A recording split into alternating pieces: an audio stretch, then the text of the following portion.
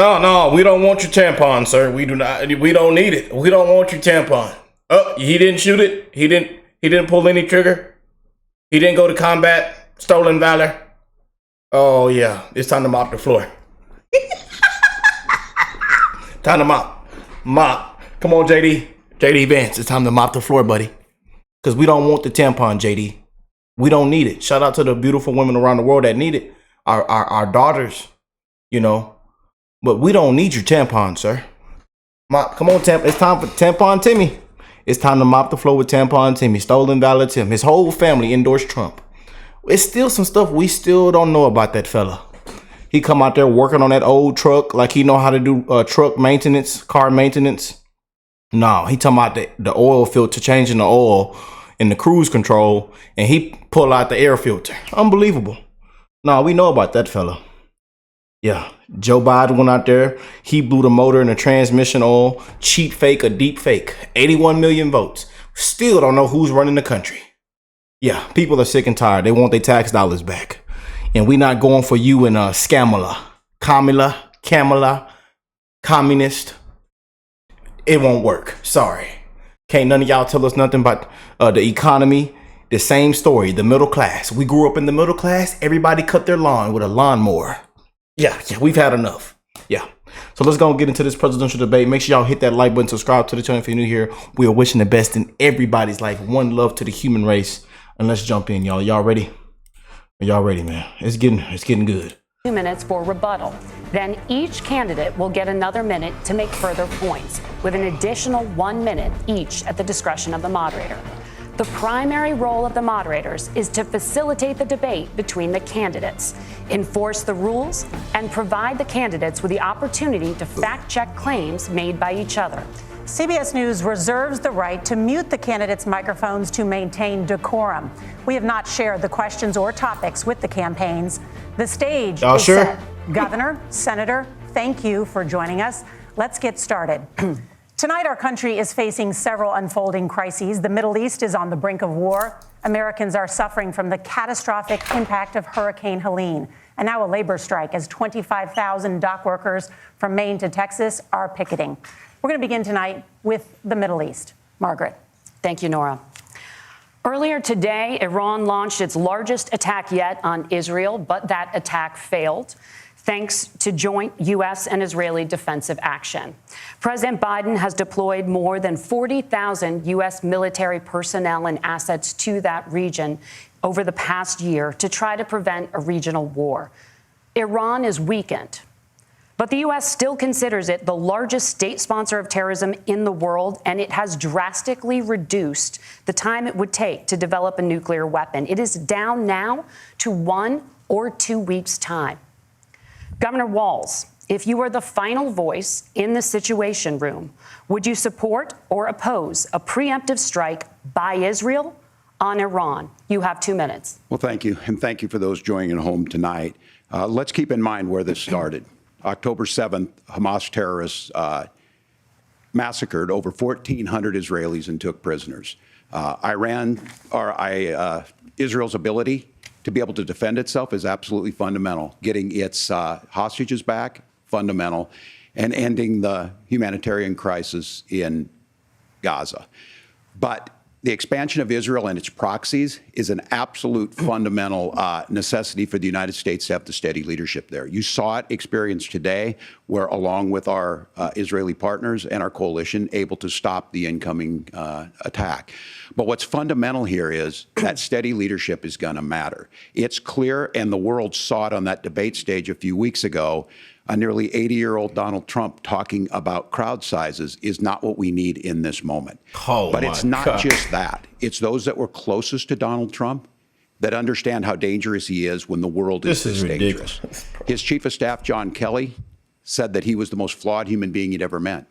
And both of his secretaries of defense and his national security advisors said he should be nowhere near the White House. Now, the person closest to them, Donald Trump, said he's unfit for the highest office. That was Senator Vance.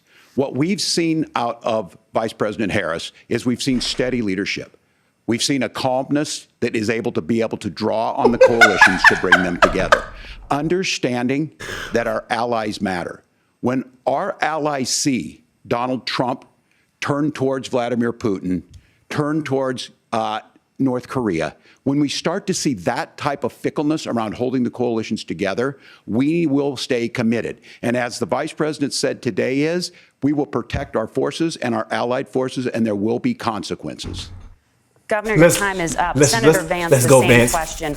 Would you support or oppose a preemptive strike by Israel on Iran? You have 2 minutes. So, Margaret, I want to answer the question. First of all, thanks, Governor. Thanks to CBS for hosting the debate. And thanks, most importantly, to the American people who are watching this evening and caring enough about this country to pay attention to this vice presidential debate. I want to answer the question, but I want to actually give an introduction to myself a little bit because I recognize a lot of Americans don't know who either one of us are.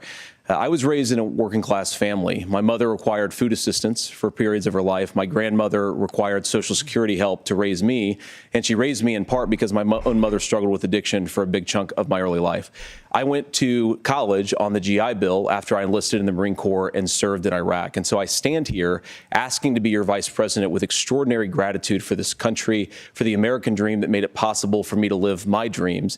And most importantly, I know that a lot of you are worried about the chaos in the world and the feeling that the American dream is unattainable. I want to try to convince you tonight over the next 90 minutes that if we get better leadership in the White House, if we get Donald Trump back in the White House, the American dream is going to be attainable once again. Now, to answer this particular question, we have to remember that as much as Governor Walz just accused Donald Trump of being an agent of chaos, Donald Trump actually delivered stability in the world, and he did it by establishing effective deterrence.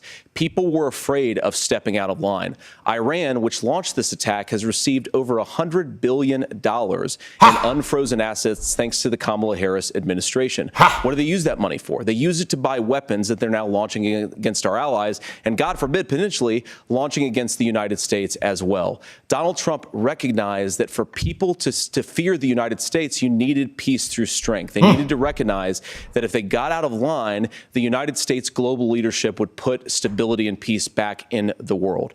Now, you asked about a preemptive strike, Margaret, and I want to answer the question. Look, it is up to Israel what they think they need to do to keep their country safe, and we should support our allies wherever they are when they're fighting the bad guys. I think that's the right approach to take with the Israel question. Thank you, Senator.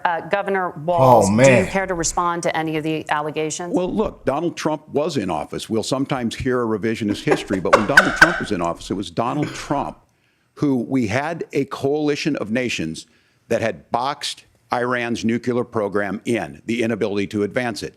Donald Trump pulled that program and put nothing else in its place. So Iran is closer to a nuclear weapon than they were before because of Donald Trump's fickle leadership. Man. And when Iran shot down an American aircraft in international airspace, Donald Trump tweeted, because that's the standard diplomacy of Donald Trump. And when Iranian missiles did fall near U.S. troops and they received traumatic brain injuries, Donald Trump wrote it off as headaches. Look, our allies understand that Donald Trump is fickle. He will go to whoever has the most flattery or where it makes sense to him. Steady leadership like you witnessed today, like you witnessed in April. Both Iranian attacks were repelled. Our coalition is strong, and we need the steady leadership that Kamala Harris is providing. Senator Vance, the U.S. did have a diplomatic deal with Iran to temporarily pause parts of its nuclear program, and President Trump did exit that deal. He recently said, just 5 days ago, the U.S. must now make a diplomatic deal with Iran because the consequences are impossible. Did he make a mistake? You have 1 minute. Well, first of all, Margaret, diplomacy is not a dirty word, but I think that's something that Governor Walz just said is quite extraordinary. You yourself just said Iran is as close to a nuclear weapon today as they have ever been. And Governor Walz, you blame Donald Trump. Who has been the vice president for the last 3.5 years? And the answer is your running mate, not mine. Donald Trump consistently made the world more secure. Now, we talk about the sequence of events that led us to where we are right now, and you can't ignore October the 7th, which I appreciate Governor Walz bringing up. But when did Iran and Hamas and their proxies attack Israel? It was during the administration of Kamala Harris. So Governor Walz can look at his face, bro. He is crumbled, y'all. He is crumbled. Criticize Donald Trump's tweets, but effective, smart diplomacy and peace through strength is how you bring stability back to a very broken world. Donald Trump has already done it once before. Ask yourself at home, when was the last time, I'm 40 years old, when was the last time that an American president didn't have a major conflict break out? The only answer is during the 4 years that Donald Trump was president. Gentlemen, we have a lot to get to. Nora? Harvard, thank you. Let's turn now to Hurricane Helene. The storm could become one of the deadliest on record. More than 160 people are dead. Wow. And we send our love and prayers, our condolences out, man. We send our love and prayers out. I want to say that, man.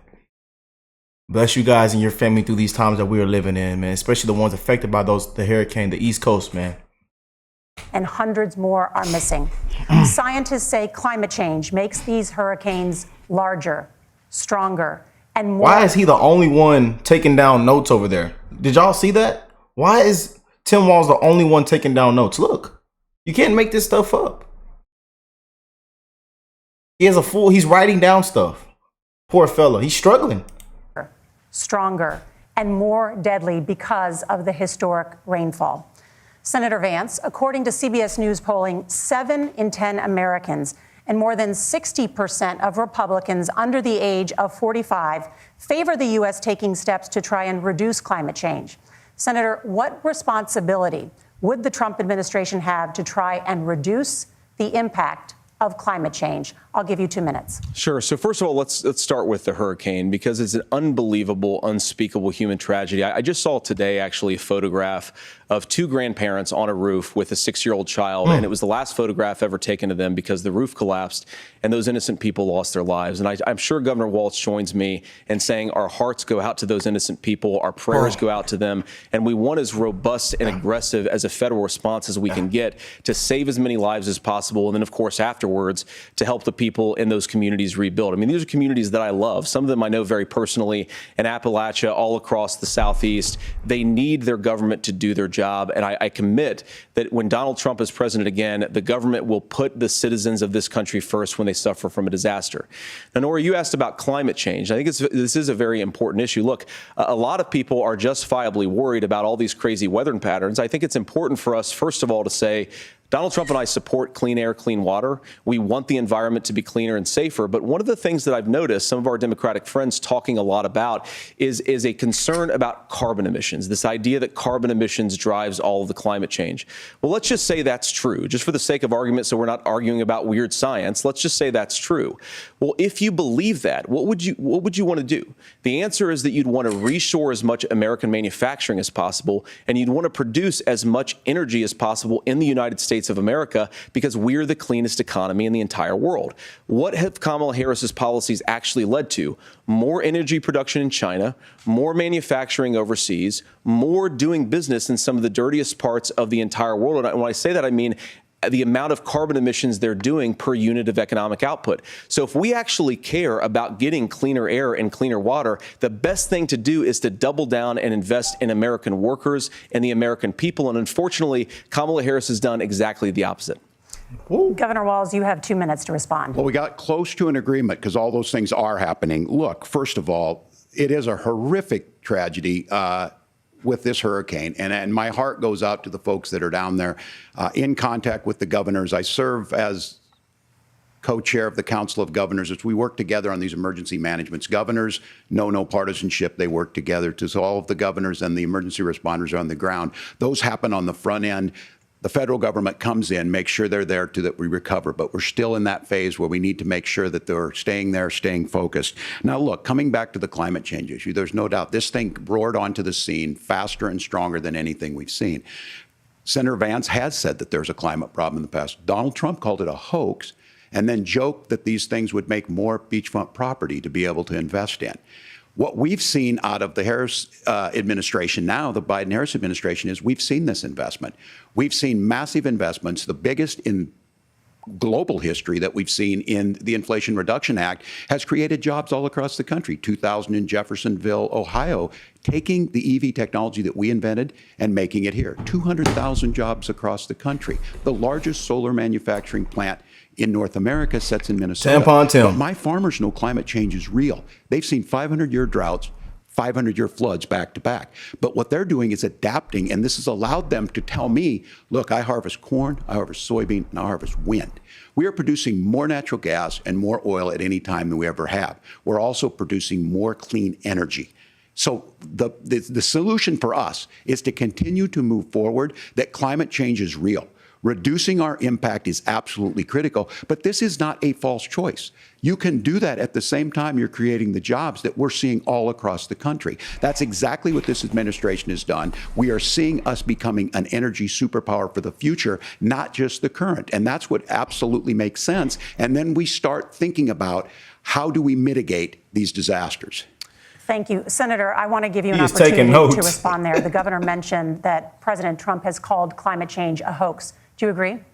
Well, look, what the president has said is that if the Democrats, in particular Kamala Harris and her leadership, if they really believe that climate change is serious, what they would be doing is more manufacturing and more energy production in the United States of America, and that's not what they're doing. So clearly, Kamala Harris herself doesn't believe her own rhetoric on this. If she did, she would actually agree with Donald Trump's energy policies. Now, something Governor Walz said I think is important to touch upon, because when we talk about clean energy, I think that's a slogan that often the Democrats will use here. And I'm talking, of course, about the Democratic leadership. And the real issue is that if you're spending hundreds of millions or even billions of dollars of American taxpayer money on solar panels that are made in China, number one, you're going to make the economy dirtier. We should be making more of those solar panels here in the United States of America. Some of them are, Tim, but a lot of them are being made overseas in China, especially the components that go into those solar panels. So if you really want to make the environment cleaner, you've got to invest in more energy production. We haven't built a nuclear facility, I think, one in the past 40 years. Senator. Natural gas, we got to invest more in it. Kamala Harris has done the opposite. That's raised energy prices and also meant that we're doing worse by the climate. Senator, your time is up. Governor, would you like to respond?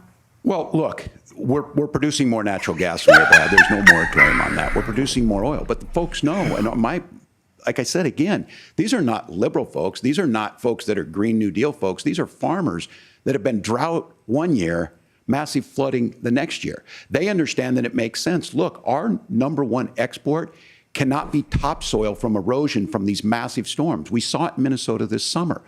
And thinking about how do we respond to that, we're thinking ahead on this. And what Kamala Harris has been able to do in Minnesota, we're starting to weatherproof some of these things. The infrastructure law that was passed allows us to think about mitigation in the future. How do we make sure that we're protecting by burying our power lines? How do we make sure that we're protecting lakefronts and things that we're seeing more and more of? But to call it a hoax and to take the oil company executives to Mar-a-Lago, say, give me money for my campaign, and I'll let you do whatever you want.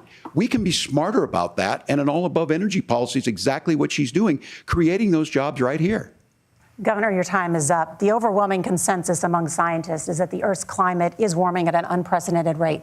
Margaret? Thank you, Nora.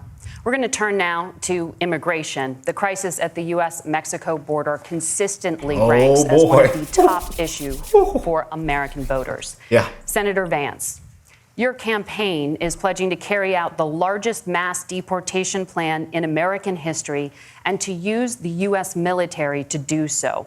Could you be more specific about exactly how this will work? For example, would you deport parents who have entered the U.S. illegally and separate them from any of their children who were born on U.S. soil? You have 2 minutes. So first of all, Margaret, before we talk about deportations, we have to stop the bleeding. We have a historic immigration crisis because Kamala Harris started and said that she wanted to undo all of Donald Trump's border policies. 94 executive orders suspending deportations, decriminalizing illegal aliens, massively increasing the asylum fraud that exists in our system. That has opened the floodgates. And what it's meant is that a lot of fentanyl is coming into our country. I had a mother who struggled with opioid addiction and has gotten clean.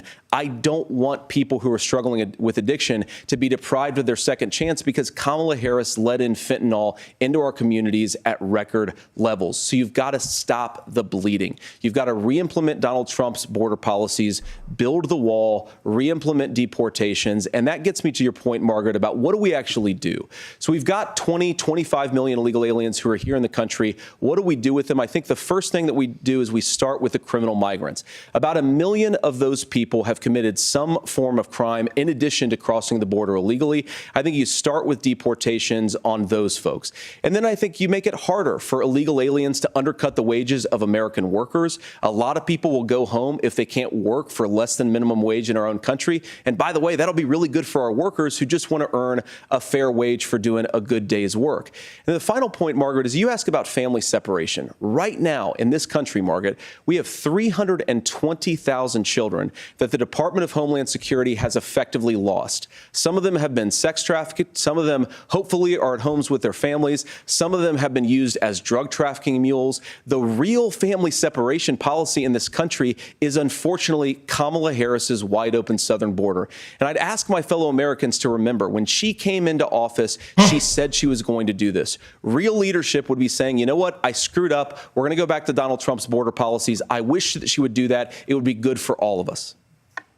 Governor, do you care to respond to any of those specific allegations, including that the vice president is, quote, letting in fentanyl and using kids as drug mules, among other things regarding children? The drug mule is not true, but I will say about this, about the fentanyl, because this is a crisis of this, the opioid crisis. And the good news on this is the last 12 months saw the largest decrease in opioid deaths in our nation's history, 30% decrease in Ohio. But there's still more work to do. But let's go back to this on immigration. Kamala Harris was the Attorney General of the largest state and a border state in California. She's the only person in this race who prosecuted transnational gangs for human trafficking and drug interventions. Here we go. But look, we all want to solve this. Most of us want to solve this, and that is the United States Congress. That's the Border Patrol agents. That's the Chamber of Commerce. That's most Americans out here. That's why we had the fairest and the toughest bill on immigration that this nation's seen. It was crafted by a conservative senator from Oklahoma, James Lankford. I know him. He's super conservative, but he's a man of principle, wants to get it done. Democrats and Republicans worked on this piece of legislation. The Border Patrol said, this is what we need in here. These are the experts. And the Chamber of Commerce and the Wall Street Journal said, pass this thing. Kamala Harris helped get there. 1,500 new border agents, detection for drugs, DOJ money to speed up these the adjudications on this, just what America wants. But as soon as I was getting ready to pass and actually tackle this, Donald Trump said no, told them to vote against it because it gives him a campaign issue. It gives him to, what would Donald Trump talk about if we actually did some of these things? And they need to be done by the legislature. You can't just do this through the executive branch. Here we go. So look, once again, we have the options to do this. Donald Trump had 4 years. He had 4 years to do this. And he promised you, America, how easy it would be. I'll build you a big, beautiful wall, and Mexico will pay for it. Less than 2% of that wall got built, and Mexico didn't pay a dime. But here we are again, 9 years after he came down that escalator, dehumanizing people and telling them what he was going to do. As far as the deportation plan, at one point, Senator Vance said it was so unworkable to be laughable. So that's where we're at. Pass the bill, she'll sign it. Governor, your time is up. Senator, the question was, will you separate parents from their children, even if their kids are U.S. citizens? You have 1 minute. Margaret, my point is that we already have massive child separations thanks to Kamala Harris's open border. And I didn't accuse Kamala Harris of inviting drug mules. I said that she enabled the Mexican drug cartels to operate freely in this country. And we know that they use children as drug mules. And it is a disgrace, and it has to stop. Look, I think what Tim said just doesn't pass the smell test. For 3 years, Kamala Harris went out bragging that she was going to undo Donald Trump's border policy. She did exactly that. We had a record number of illegal crossings. We had a record number of fentanyl coming into our country. And now that she's running for president, or a few months before, she says that somehow she got religion and cared a lot about a piece of legislation. The only thing that she did when she became the vice president, when she became the appointed border czar, was to undo 94 Donald Trump executive actions that opened the border. This problem is leading to massive problems in the United States of America. Parents who can't afford health care, schools that are overwhelmed. It's got to stop, and it will when Donald Trump is president again. Senator, your time is up. Governor, what about our CBS News polling, which does show that a majority of Americans, more than 50%, support mass deportations? Look, we fix this issue with a bill that is necessary, but the issue on this is what happens when you don't want to solve it. You demonize it. And we saw this, and Senator Vance, and it surprises me on this, talking about and saying, I will create stories to bring attention to this. That vilified a large number of people who were here legally in the community of Springfield. The Republican governor said, it's not true. Don't do it. There's consequences for this. There's consequences. We could come together. Senator Langford did it. We could come together and solve this if we didn't let Donald Trump continue to make it an issue. And the consequences in Springfield were the governor had to send state law enforcement to escort kindergartners to school. I believe Senator Vance wants to solve this, but by standing with Donald Trump and not working together to find a solution, it becomes a talking point. And when it becomes a talking point like this, we dehumanize and villainize other human beings. Tim, Governor, your time is up. Senator, I'll give you 1 minute, but let me just ask you the question first. The governor has made the point, and I think as a sitting lawmaker, you know that Congress controls the purse strings and any funding. So you have said repeatedly that Donald Trump would, through executive action, solve this. Do you disagree that Congress controls the purse strings and would need to support many of the changes that you would actually want to implement? You have 1 minute. Look, Margaret, first of all, the gross majority of what we need to do at the southern border is just empowering law enforcement to do their job. I've been to the southern border more than our borders are. Kamala Harris has been. And it's actually heartbreaking because the Border Patrol agents, they just want to be empowered to do their job. Of course, additional resources would help, but most of this is about the president and the vice president empowering our law enforcement to say, if you try to come across the border illegally, you've got to stay in Mexico, you've got to go back through proper channels. Now, Governor Walz brought up the community of Springfield, and he's very worried about the things that I've said in Springfield. Look, in Springfield, Ohio, and in communities all across this country, you've got schools that are overwhelmed. You've got hospitals that are overwhelmed. You have got housing that is totally unaffordable because we brought in millions of illegal immigrants to compete with Americans for scarce homes. The people that I'm most worried about in Springfield, Ohio, are the American citizens who have had their lives destroyed by Kamala Harris's open border. It is a disgrace, Tim. And I actually think, I agree with you. I think you want to solve this problem, but I don't think that Kamala Harris does. Senator, your time is up. Governor, you have 1 minute to respond. Yeah, well, it is law enforcement that asked for the bill. They helped craft it. They're the ones that supported it. That's because they know we need to do this. Look, this issue of continuing to bring this up, of not dealing with it, of blaming migrants for everything. Oh, man. On housing, we could talk a little bit about Wall Street speculators buying up housing and making them less affordable, but it becomes a blame. Look, this bill also gives the money necessary to adjudicate. I agree. It should not take 7 years for an asylum claim to be done. This bill gets it done in 90 days. Then you start to make a difference in this, and you start to adhere to what we know, American principles. I don't talk about my faith a lot, but Matthew 25:40 talks about, to the least amongst us you do unto me. I think that's true of most Americans. They simply want order to it. This bill does it. It's funded. It's supported by the people who do it. And it lets us keep our dignity about how we treat other people. Thank you, Governor. And just to clarify for our viewers, Springfield, Ohio does have a large number of Haitian migrants who have legal status. Right. Temporary protected status. Well, Margaret, but thank you, Senator. We have so much to get to. Margaret, I think it's important because we're going to turn out of the economy. Thank Margaret, you. The rules were that you guys weren't going to fact check, and since you're fact checking me, I think it's important to say what's actually going on. So there's an application called the CBP One app, where you can go on as an illegal migrant, apply for asylum or apply for parole. Oh my gosh! I wish Trump would have hit him with this when he was getting fact checked. JD Vance JD Vance just won, bro. JD Vance just cleaned house and fact checked the moderators. JD Vance, my boy, that's my dog. That's my dog, boy. Granted legal status at the wave of a Kamala Harris open border wand. That is not a person coming in, applying for a green card and waiting for 10 years. That is the facilitation of illegal immigration, Margaret, by our own leadership. Thank you, Senator, for describing the legal process. We have so much to get to, Senator. Those laws have been on the books since 1990. Thank you, gentlemen. The CBP One app has not been on the books. It got hot. Something that Kamala Harris created, Margaret. Gentlemen, the audience can't hear you because your mics are cut. We have so much we want to get to. Thank you for explaining the legal process. Nora. Thank you, Margaret. The economy is a top concern for voters. Each of your campaigns has released an economic plan, so let's talk about the specifics. Governor Walz, Vice President Harris unveiled a plan that includes billions in tax credits for manufacturing, housing, and a renewed child tax credit. The Wharton School says your proposals will increase the nation's deficit by $1.2 trillion. How would you pay for that without ballooning the deficit? Governor? He's still writing down notes. This poor fellow is struggling. I'll give you 2 minutes. Yeah, thank you. And Kamala Harris and I do believe in the middle class because that's where we come from. We both grew up in that. We understand. So those of you out there listening tonight, you're hearing a lot of stuff back and forth, and it's good. It's healthy. That's what this is supposed to happen. You should be listening. How's this going to impact me? The bold forward plan that Kamala Harris put out there is talking about this housing issue.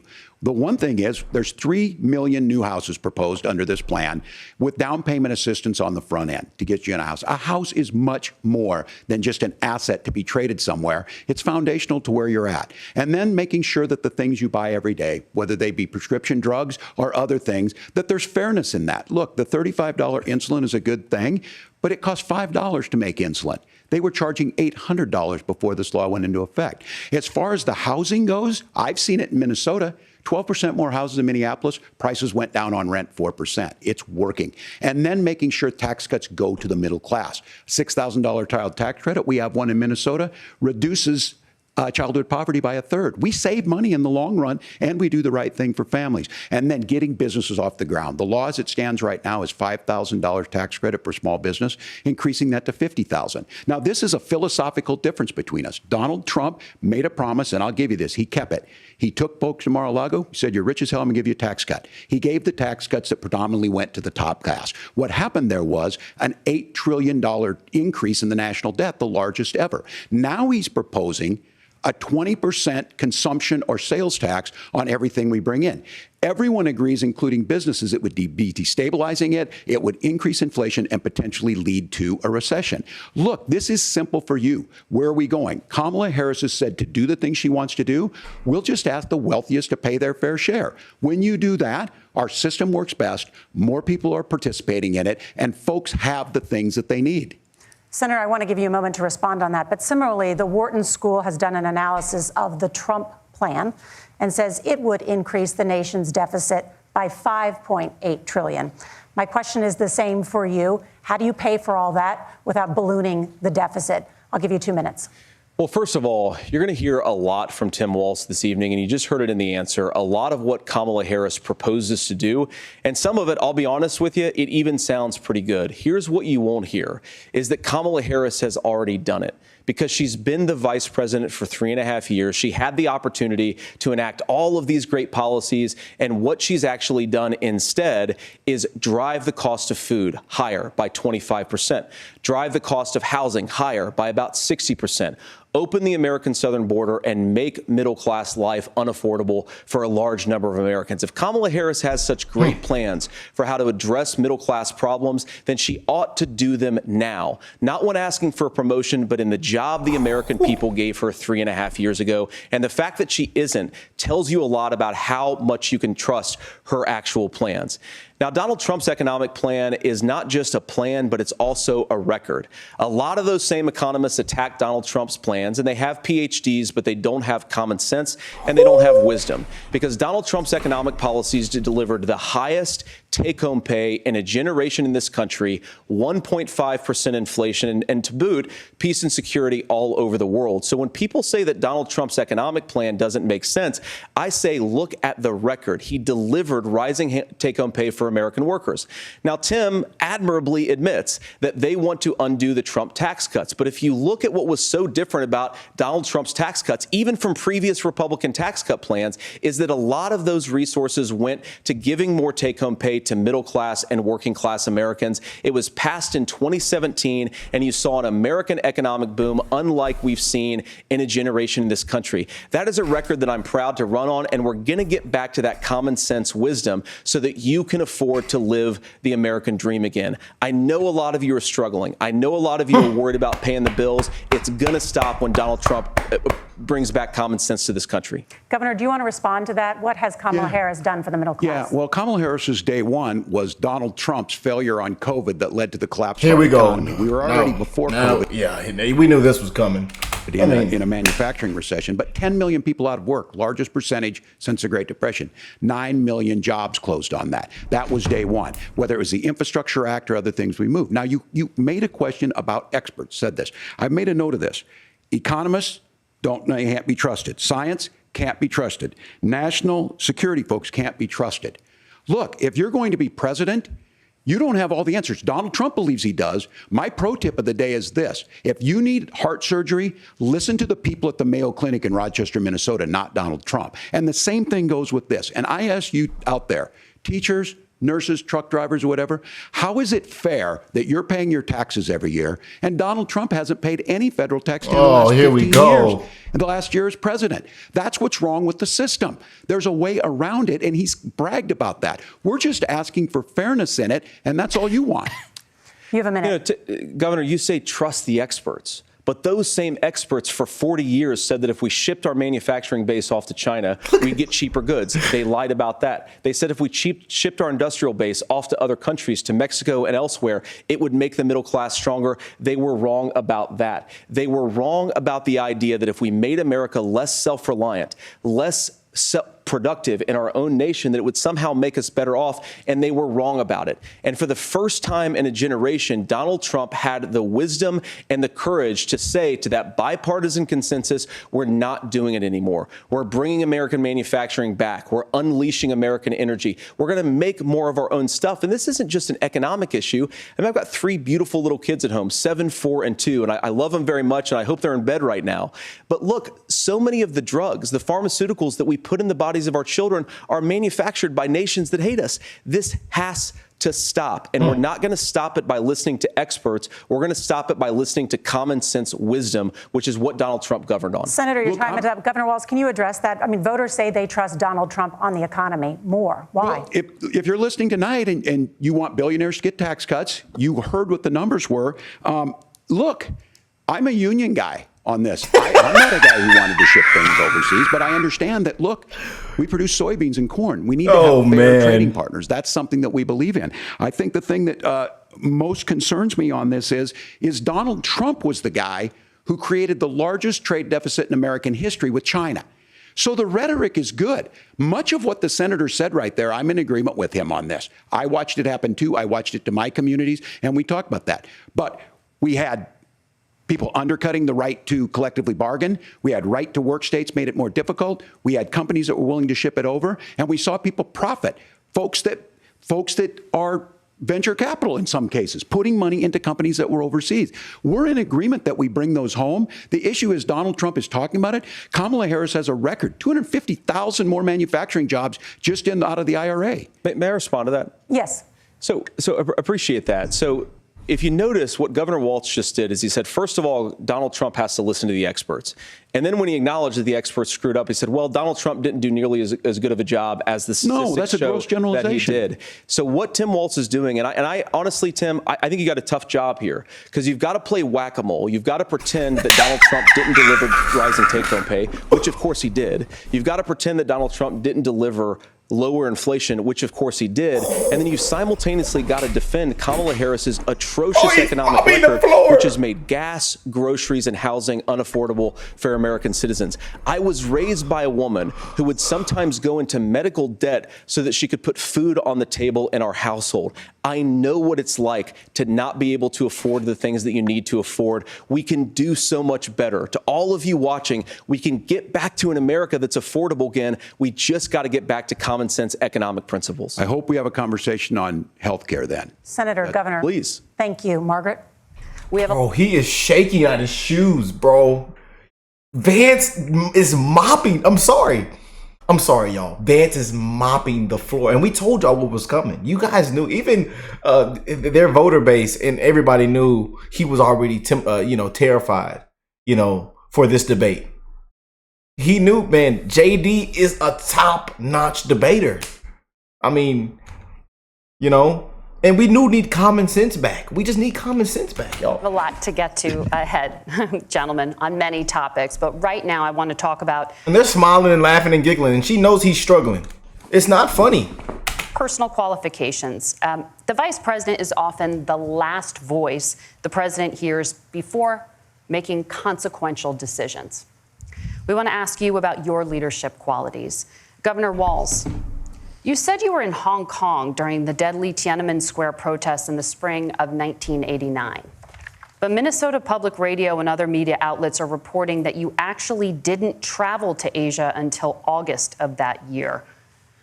Can you explain that discrepancy? Yeah, well, and to the folks out there who didn't get at the top of this, look, I grew up in small rural Nebraska, town of 400, town that you rode your bike with your buddies till the streetlights come on, and I'm proud of that service.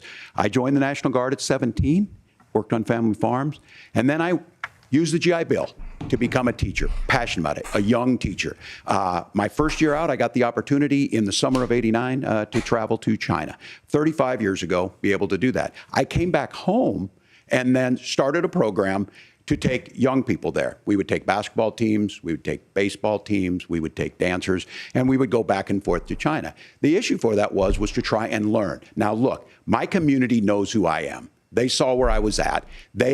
Look, I will be the first to tell you, I have poured my heart into my community. I've tried to do the best I can, but I've not been perfect. And I'm a knucklehead at times, but it's always been about that. Those same people elected me to Congress for 12 years. And in Congress, I was one of the most bipartisan people, working on things like farm bills that we got done, working on veterans benefits. And then the people of Minnesota were able to elect me to governor twice. So look, my commitment has been from the beginning to make sure that I'm there for the people, to make sure that I get this right. I will say more than anything, many times I will talk a lot, I will get caught up in the rhetoric, but being there, the impact it made, the difference it made in my life, I learned a lot about China. I hear the critiques of this. I would make the case that Donald Trump should have come on one of those trips with us. I guarantee you he wouldn't be praising Xi Jinping about COVID, and I guarantee you he wouldn't start a trade war that he ends up losing. So this is about trying to understand the world. It's about trying to do the best you can for your community, and then it's putting yourself out there and letting your folks understand what it is. My commitment, whether it be through teaching, which I was good at, or whether it was being a good soldier or was being a good member of Congress, those are the things that I think are the values that people care about. Governor, just to follow up on that, the question was, can you explain the discrepancy? All I said on this was I got there that summer and misspoke on this. So I will just, that's what I've said. Yeah, this is awkward. I mean, this is, man. And she's trying to help him out. Boy.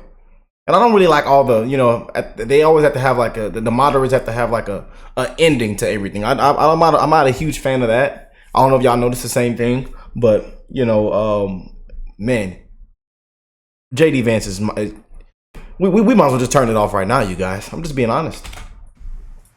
So I was in Hong Kong and China during the democracy protests went in. And from that, I learned a lot of what needed to be in governance.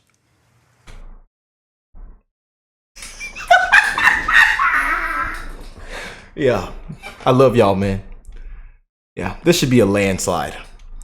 The Trump-Vance ticket should be a landslide. 2024 landslide. Thank you, Governor. Senator Vance, in 2016, you called your running mate Donald Trump unfit for the nation's highest office. Here they go. You said he could be America's Hitler. I know you've been asked many times, and you've said you regret those comments and explained you then voted for Donald Trump in 2020. But the Washington Post reported new messages last week in which you also disparaged Trump's economic record while he was president, writing to someone in 2020, quote, Trump thoroughly failed to deliver his economic populism. You're now his running mate, and you've shifted many of your policy stances to align with his. If you become vice president, why should Americans trust that you will give Donald Trump the advice he needs to hear and not just the advice he wants to hear. You know, like, you have let's 2 go. minutes. Let's go. Well, first of all, Margaret, because I've always been open. And sometimes, of course, I've disagreed with the president, but I've also been extremely open about the fact that I was wrong about Donald Trump. I was wrong, first of all, because I believed some of the media stories that turned out to be dishonest fabrications of his record. But most importantly, Donald Trump delivered for the American people. Rising wages, rising take-home pay, an economy that worked for normal Americans, a secure southern border, a lot of things, frankly, that I didn't think he'd be able to deliver on. And yeah, when you screw up, when you misspeak, when you get something wrong and you change your mind, you ought to be honest with the American people about it. It's one of the reasons, Margaret, why I've done so many interviews is because I think it's important to actually explain to the American people where I come down on the issues and what changed. Now, you pointed out to messages from 2020.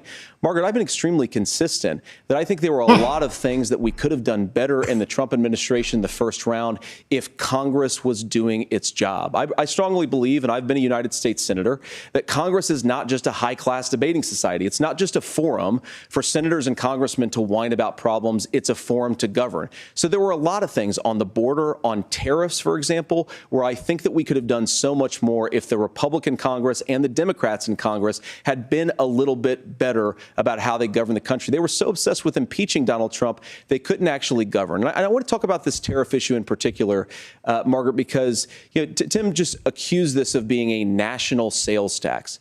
Look, the one thing, and you're probably surprised to hear me praising Joe Biden, but the one thing that Joe Biden did is he continued some of the Trump tariffs that protected American manufacturing jobs. And it's the one issue, the most pro-worker part of the Biden administration, it's the one issue where Kamala Harris has run away from Joe Biden's record. Think about this. If you're trying to employ slave laborers in China at $3 a day, you're going to do that and undercut the wages of American workers unless our country stands up for itself and says you're not accessing our markets unless you're paying middle-class Americans a fair wage. Senator, your time is up. Nora? Thank you. Now to the issue of reproductive rights. Uh-oh. Governor Walz, after Roe versus Wade was overturned, Here it comes. you signed a bill into law that made Minnesota one of the least restrictive states in the nation when it comes to abortion. Former President Trump said in the last debate that you believe abortion, quote, in the 9th month is absolutely fine. Yes or no? Is that what you support? I'll give you 2 minutes. That's not what the bill says. But look, this issue is what's on everyone's mind. Donald Trump put this all into motion. He brags about how great it was that he put the judges in and overturned Roe versus Wade, 52 years of personal autonomy. And then he tells us, oh, we send it to the states. It's a beautiful thing. Amanda Zaworski would disagree with you on it's a beautiful thing. A young bride in Texas waiting for their child at 18 weeks. She has a complication, a tear in the membrane. She needs to go in. The medical care at that point needs to be decided by the doctor. And that would have been an abortion. But in Texas, that would have put them in legal jeopardy. She went home, got sepsis, nearly dies, and now she may have difficulty having children. Or in Kentucky, Hadley Duvall, a 12-year-old child raped and impregnated by her stepfather. Those are horrific. Now, when God asked about that, Senator Vance said 2 wrongs don't make a right. There is no right in this. So in Minnesota, what we did was restore Roe versus Wade. We made sure that we put women in charge of their health care. But look, this is not where, if you don't know Amanda or a Hadley, you soon will. Their Project 2025 is going to have a registry of pregnancies. It's going to make it more difficult, if not impossible, to get contraception and limit access, if not eliminate access to infertility treatments. For so many of you out there listening, me included, infertility treatments are why I have a child. That's nobody else's business, but those things are being proposed. And the catch-all on this is, well, the states will decide what's right for Texas might not be right for Washington. That's not how this works. This is basic human right. We have seen maternal mortality skyrocket in Texas, outpacing many other countries in the world.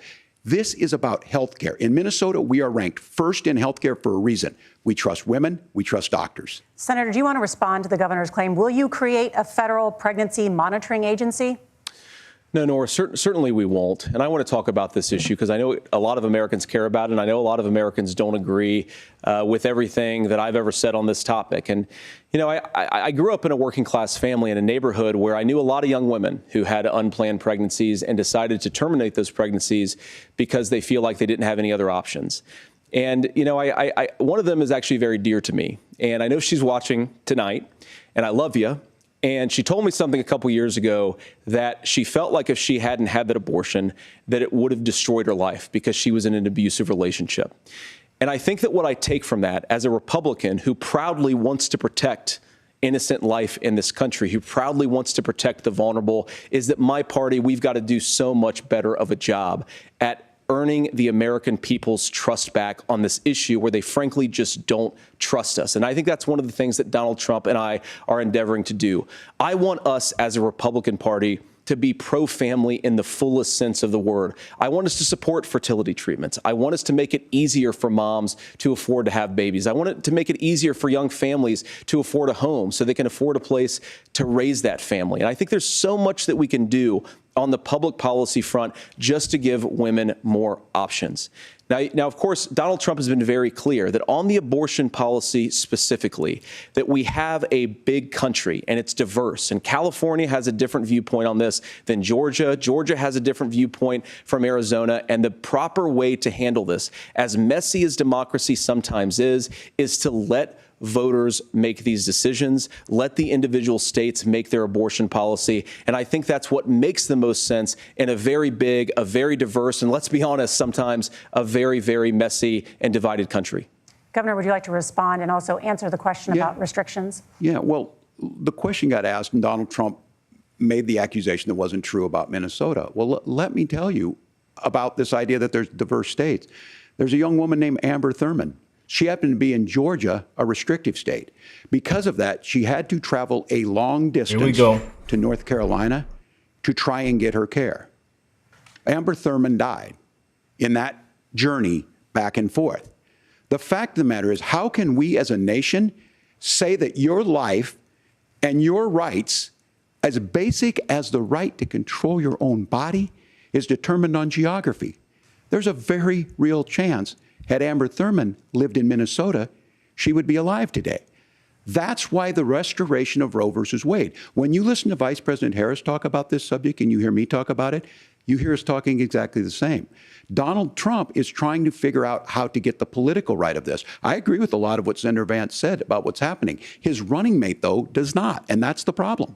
Governor, your time is up. Senator, let me ask you about that. He mentioned, was, I think, referring to a national ban. In the past, you have supported a federal ban on abortion after 15 weeks. In fact, you said if someone can't support legislation like that, quote, you are making the United States the most barbaric pro-abortion regime anywhere in the entire world. My question is, why have you changed your position?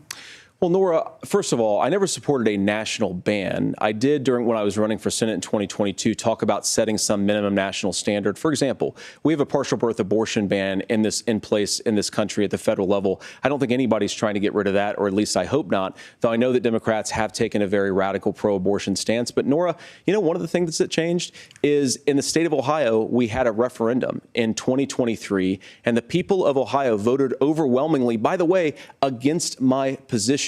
And I think that what I learned from that, Nora, is that we've got to do a better job at winning back people's trust. So many young women would love to have families. So many young women also see an unplanned pregnancy as something that's going to destroy their livelihood, destroy their education, destroy their relationships. And we have got to earn people's trust back. And that's why Donald Trump and I are committed to pursuing pro-family policies, making childcare more accessible, making fertility treatments more accessible, because we've got to do a better job at that. And that's what real leadership is. Governor, your response. I'm going to respond on the pro-abortion piece of that. No, we're not. We're pro-women. We're pro-freedom to make your own choice. We know what the implications are to not be that. Women having miscarriages, women not getting the care, physicians feeling like they may be prosecuted for providing that care. And as far as making sure that we're educating our children and giving them options, Minnesota's a state with one of the lowest teen pregnancy rates. We understand that, too. We know that the options need to be available, and we make that true. We also make it, we're a top 3 state for the best place to raise children. But these two things to try and say that we're pro-children, but we don't like this, or you guys are pro-abortion, that's not the case at all. We are pro-freedoms for women to make their choices, and we're going, and Kamala Harris is making the case, to make options for children more affordable, a $6,000 child tax credit, but we're not going to base that on the backs of making someone like Amber Thurman drive 600 miles to try and get health care. Senator? May I respond to that? First of all, Governor, I agree with you. Amber Thurman should still be alive, and there are a lot of people who should still be alive, and I certainly wish that she was. And maybe you're free to disagree with me on this and explain this to me, but as I read the Minnesota law that you signed into law, the statute that you signed into law, it says that a doctor who presides over an abortion where the baby survives, the doctor is under no obligation to provide life-saving care to a baby who survives a botched late-term abortion. That is, I think, whether you're pro-choice or pro-abortion, that is fundamentally barbaric. And that's why I use that word, Nora, is because some of what we've seen, do you want to force Catholic hospitals to perform abortions against their will? Because Kamala Harris has supported suing Catholic nuns to violate their freedom of conscience. We can be a big and diverse country where we respect people's freedom of conscience and make the country more pro-baby and pro-family. But please. Yes, Governor, please respond. Look, this is one where there's always something there. This is a very simple proposition. These are women's decisions to make about their health care decisions, and the physicians who know best when they need to do this. Trying to distort the way a law is written to try and make a point, that's not it at all. What was I wrong about, Governor? Please tell me, what was I wrong about? That is not the way the law is written. Look, I've given this advice on a lot of things, that getting involved, getting engaged, that's been misread, and it was fact-checked at the last debate. But the point on this is there's a continuation of these guys to try and tell women or to get involved. I use this line on this, just mind your own business on this. Things worked best when Roe versus Wade was in place.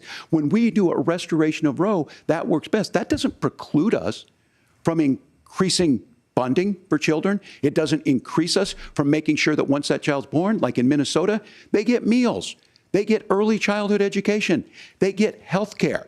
So the hiding behind we're going to do all these other things when you're not proposing them in your budget, Kamala Harris is proposing them. She's proposing all those things to make life easier for families. I asked a specific question, Governor. You gave me a slogan as a response. It's not the case. It's not true. That's not what the law says. So they fact-checked it with President Trump.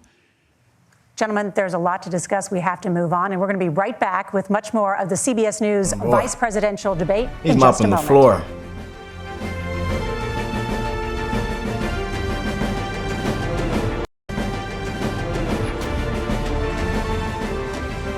Welcome back to the CBS News vice presidential debate. We want to turn now to America's gun violence epidemic.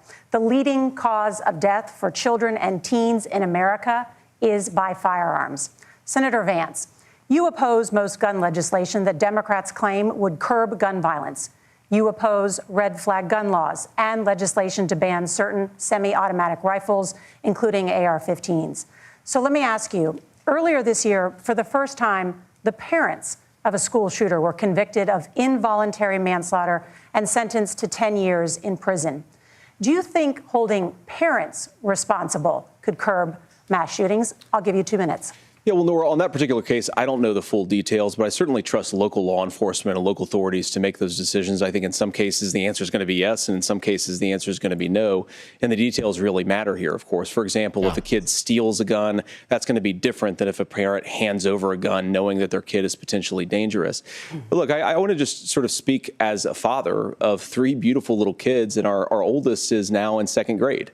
And like a lot of parents, we send our kids to school with such hope and such joy and such pride at their little faces on the first day of school. And we know, unfortunately, that a lot of kids are going to experience this terrible epidemic of gun violence. And of course, our hearts go out to the families that are affected by this terrible stuff. And we do have to do better. And I think that Governor Walz and I actually probably agree that we need to do better on this. The question is just, how do we actually do it?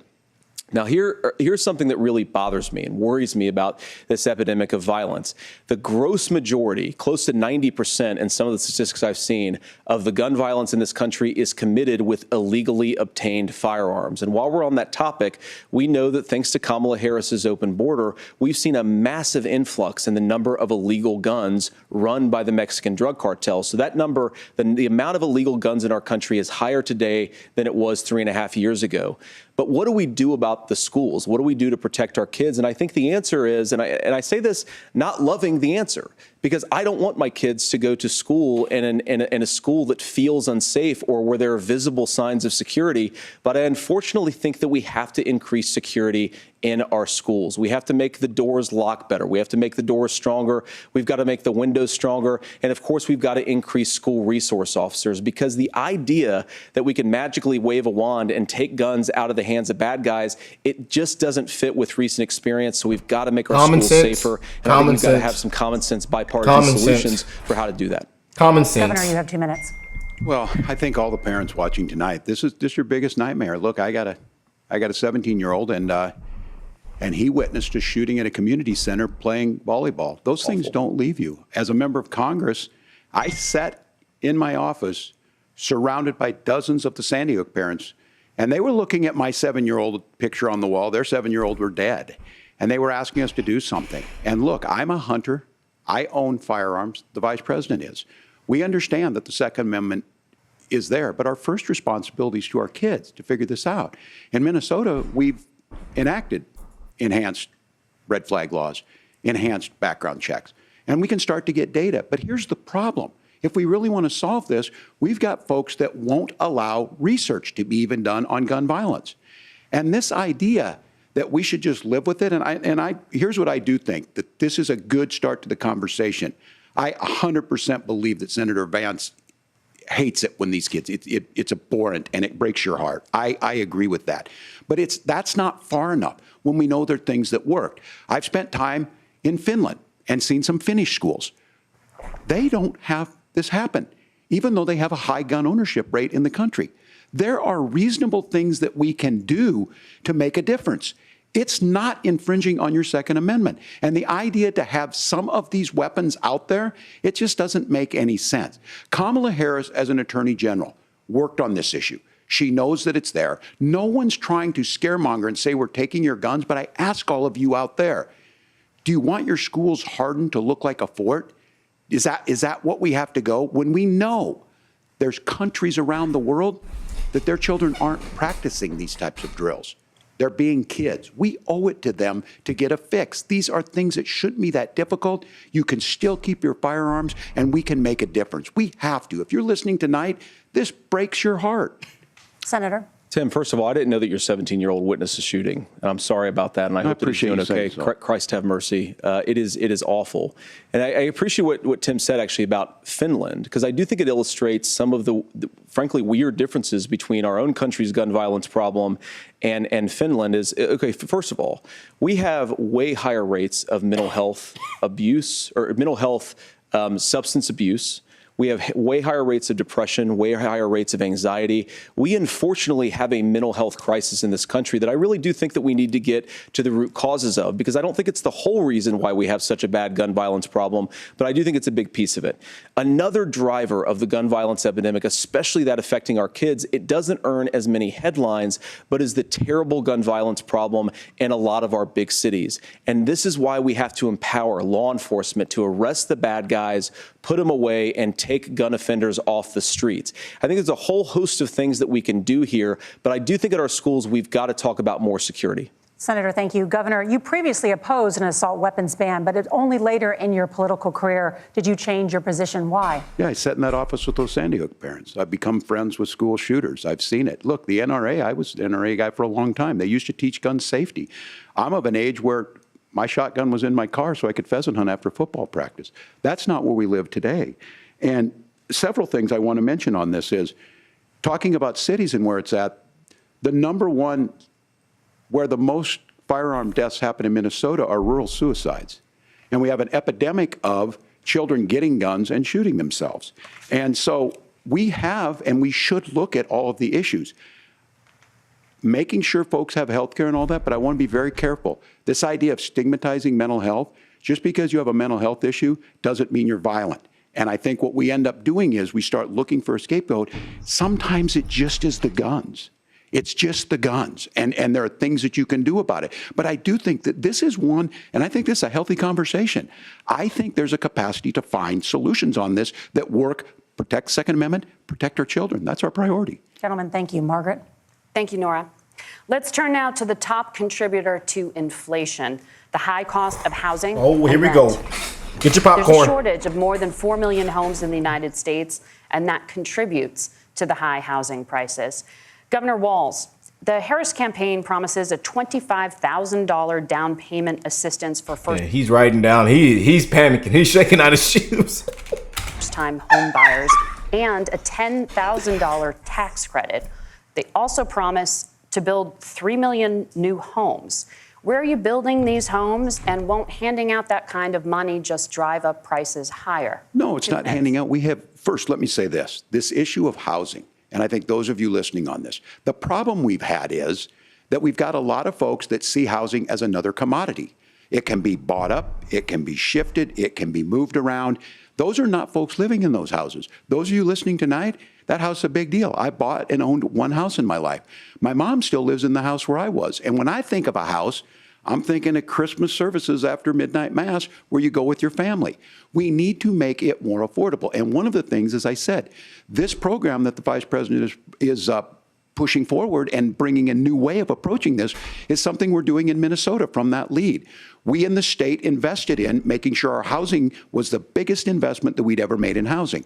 It starts to make it easier. We cut some of the red tape. Local folks, look, we can't do it at the federal level, but local folks make it easier to build those homes. And then that down payment assistance. I can tell all of you out there, certainly for me, using the GI Bill was one thing, but a veteran's home loan, the big thing about a veteran's home loan is you don't have to pay the down payment.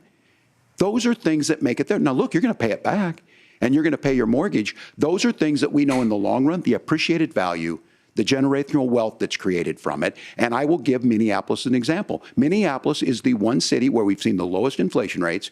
We've seen a 12% increase in stock because we've put some of these things in, and we're implementing a state program to make sure we give some of that down payment assistance.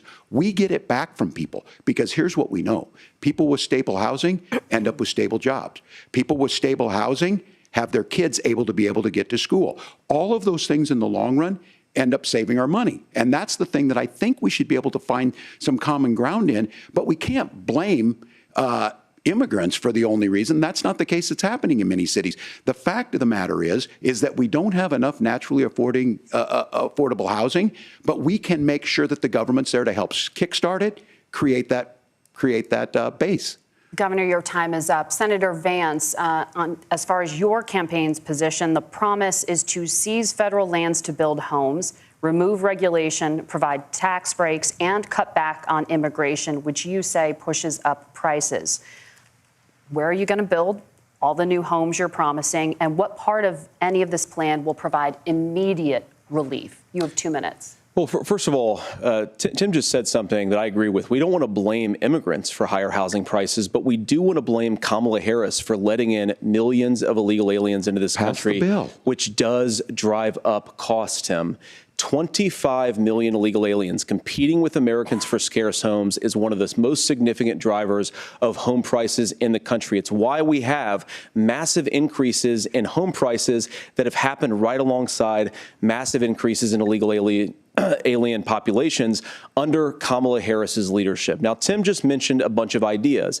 Now, some of those ideas I actually think are halfway decent, and some of them I disagree with. But the most important thing here is Kamala Harris is not running as a newcomer to politics. She is the sitting vice president. If she wants to enact all of these policies to make housing more affordable, I invite her to use the office that the American people already gave her, not sit around and campaign and do nothing while Americans find the American dream of homeownership completely unaffordable. Now, you asked, Margaret, what would immediately change the equation for American citizens if you lower energy prices? As Donald Trump says, drill, baby, drill. One of the biggest drivers of housing costs, aside from illegal immigration, is, think about it. If a truck driver is paying 40% more for diesel, then the lumber he's delivering to the job site to build the house is also going to become a lot more expensive. If we open up American energy, you will get immediate pricing relief for American citizens, not, by the way, just in housing, but in a whole host of other economic goods, too.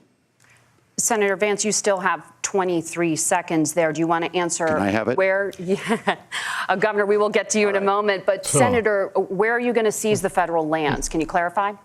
Well, what Donald Trump has said is we have a lot of federal lands that aren't being used for anything. They're not being used for a national park. They're not being used, and they could be places where we build a lot of housing. And I do think that we should be opening up building in this country. We have a lot of land that could be used. We have a lot of Americans that need homes. We should be kicking out illegal immigrants who are competing for those homes, and we should be building more homes for the American citizens who deserve to be here. Senator, your time is up. Governor, I do want to let you respond to the allegation that the vice president is letting in Well, of course, that's not true. And again, you have the facts. I guess prices. we agreed not to fact check. I'll check it. That, look, crossings are down compared to when Donald Trump left office. But it's, again, blaming and not trying to find the solution. I was going to ask, though, on this question, are we going to drill and build houses in the same federal land? And I think when people hear federal lands, these are really important pieces of land. Now, Minnesota doesn't have a lot of federal lands. I know in the western part of the countries we do. There's not a lot of federal lands in and around Minneapolis, for example. So the issue is I don't understand the federal lands issue unless we see this, and I worry about this as someone who cares deeply about our national parks and our federal lands. Look, Minnesota, we protect these things. We've got about 20% of the world's fresh water. These lands protect. They're there for a reason. They belong to all of us. But again, this is when you view housing and you view these things as commodities. Like, there's a chance to make money here. Let's take this federal land and let's sell it to people for that. I think there's better ways to do this. We've seen it in Minnesota. We're able to refurbish some of these houses. We're able to make some investments. That gets people in. And I'm still on the fact on this. Economists, Senator Vance, you said you don't like the economists. Which economists are saying that it is immigrants that's adding to the cost? Governor, your time is up. But Senator, on that point, I'd like for you to clarify. There are many contributing factors to high housing costs. What evidence do you have that migrants are part of this problem? Well, there's a Federal Reserve study that we're happy to share after the debate. We'll put it up on social media, actually, that really drills down on the connection between increased levels of migration, especially illegal immigration, and higher housing prices. Now, of course, Margaret, that's not the entire driver of higher housing prices. It's also the regulatory regime of Kamala Harris. Look, we are a country of builders. We're a country of doers. We're a country of explorers. But we increasingly have a federal administration that makes it harder to develop our resources, makes it harder to build things, and wants to throw people in jail for not doing everything exactly as Kamala Harris says they have to do. And what that means is that you have a lot of people who would love to build homes who aren't able to build homes. I actually agree with Tim Walz. We should get out of this idea of housing as a commodity. But the thing that has most turned housing into a commodity is giving it away to millions upon millions of people who have no legal right to be here. What are the federal regulations? I deal with this as a governor. You can very quickly reply. I'm sorry. I get this as a governor, and I don't necessarily disagree with that in some cases, many of those are local, many of them are state. I don't know which ones are federal, but I think whenever we talk regulations, people think they can get rid of them. I think you want to be able to get out of your house in a fire. I think you want to make sure that it's fireproof and those types of things. So which are the regulations? Because the vice president's not responsible for those. Congress writes those. Governor, thank you. Gentlemen, we have a lot to get to. You're passionate about the housing crisis, I can tell. But Nora? Thank you. One of the top problems facing Americans is the high cost of health care. Senator Vance, at the last presidential debate, former President Trump was asked about replacing the Affordable Care Act. In response, he said, "I have concepts of a plan." Since then, Senator, you've talked about changing how chronically ill Americans get health insurance. Can you explain how that would work? And can you guarantee that Americans with pre-existing conditions won't pay more? I'll give you 2 minutes. Well, of course, we're going to cover Americans with pre-existing conditions. In fact, a lot of my family members have gotten health care.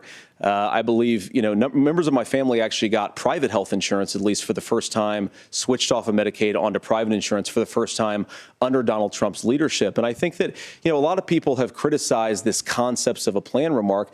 Look, it's very simple common sense. I think as Tim Walz knows from 12 years in Congress, you're not going to propose a 900-page bill standing on a debate stage. It would bore everybody to tears, and it wouldn't actually mean anything because part of this is the give and take of bipartisan negotiation. Now, when Donald Trump was actually president. And again, he has a record to be proud of. Prescription drugs fell in 2018 for the first time in a very long time. Under Kamala Harris's leadership, prescription drugs are up about 7%. Under Donald Trump's entire 4 years, they were up about 1.5%.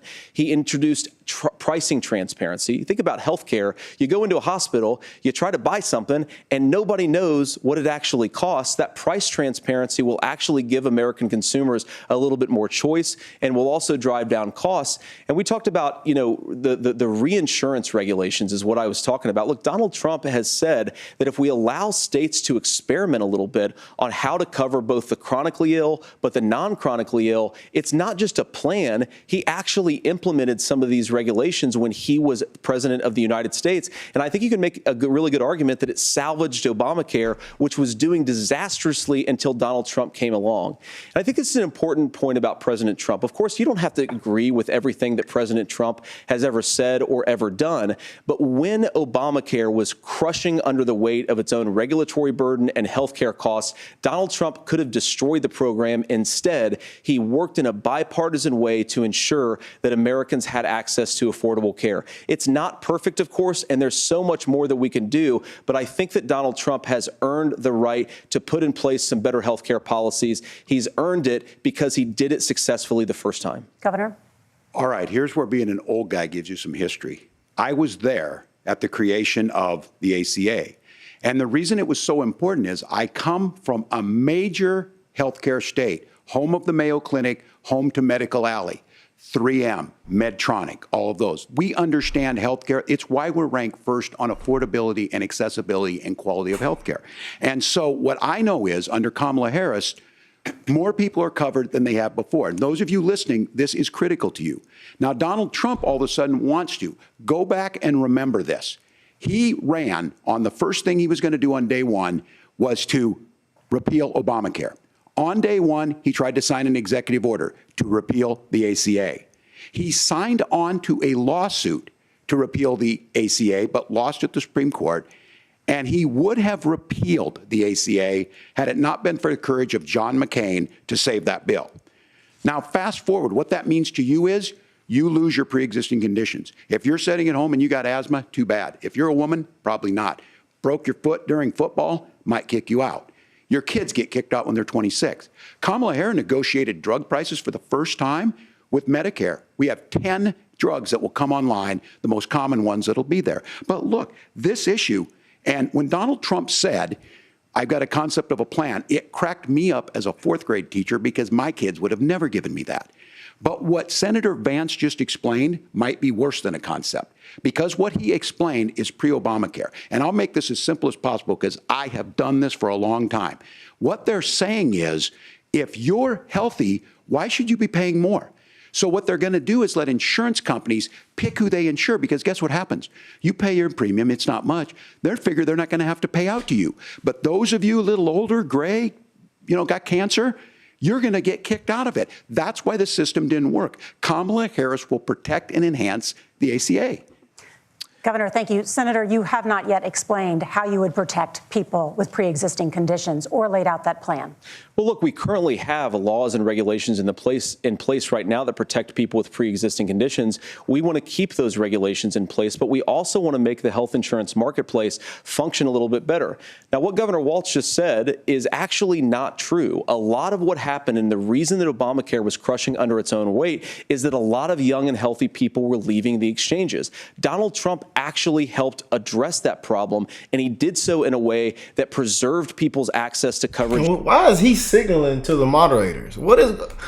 I'm telling y'all, man, these moderators and Tim Walz and Kamala Harris, it's just absolutely real. Like, what are they? They're signaling to him. Like, what is going on? As he's getting literally destroyed on everything. Who had pre-existing conditions, but again, something that these guys do is they make a lot of claims about if Donald Trump becomes president, all of these terrible consequences are going to ensue.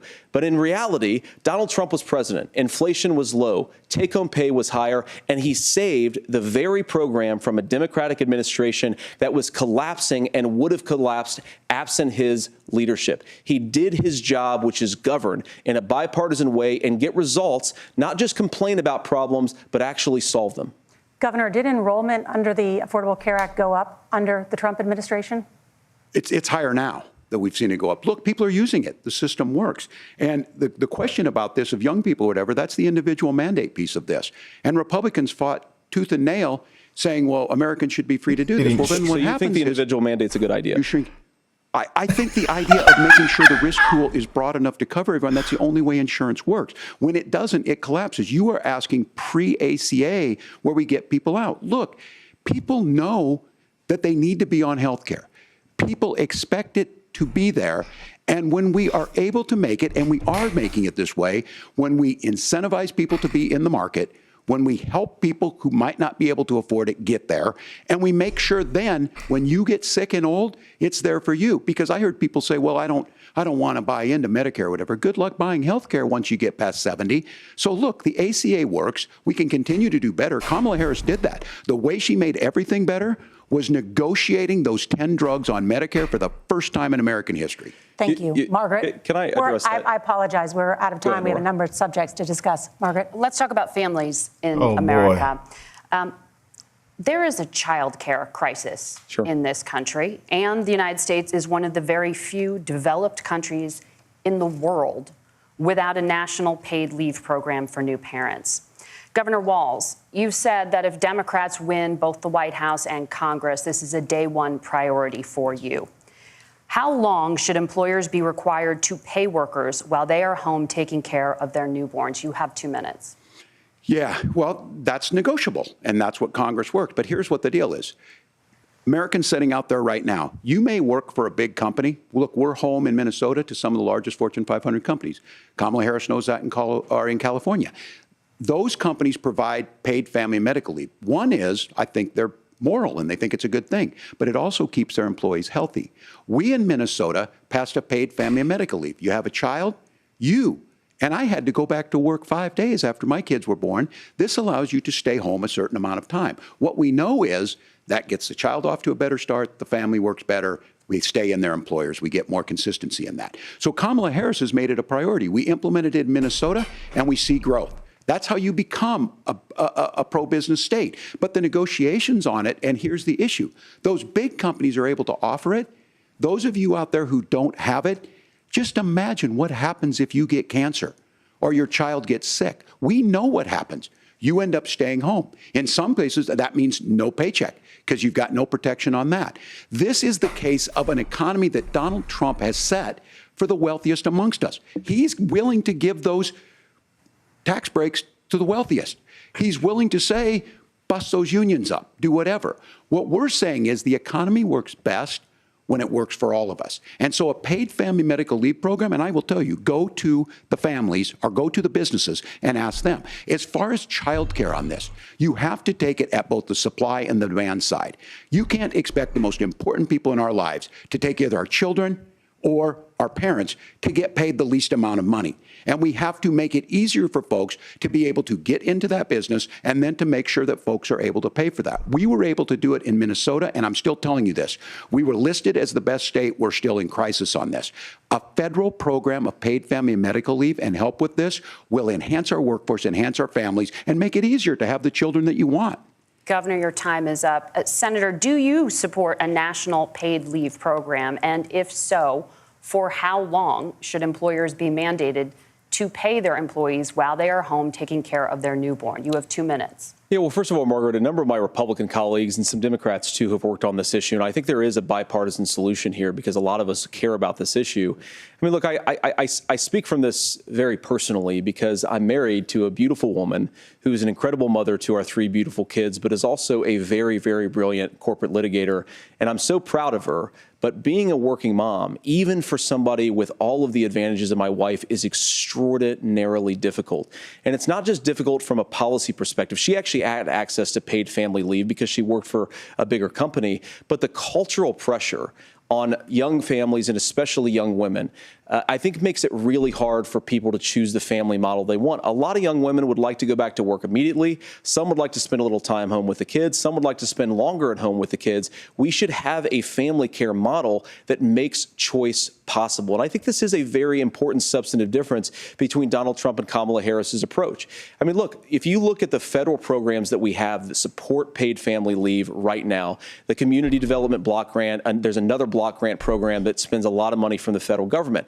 These programs only go to one kind of childcare model. Let's say you'd like your church maybe to help you out with childcare. Maybe you live in a rural area or an urban area and you'd like to get together with families in your neighborhood to provide childcare in the way that makes the most sense. You don't get access to any of these federal monies. We want to promote choice in how we deliver family care and how we promote childcare because, look, it is unacceptable.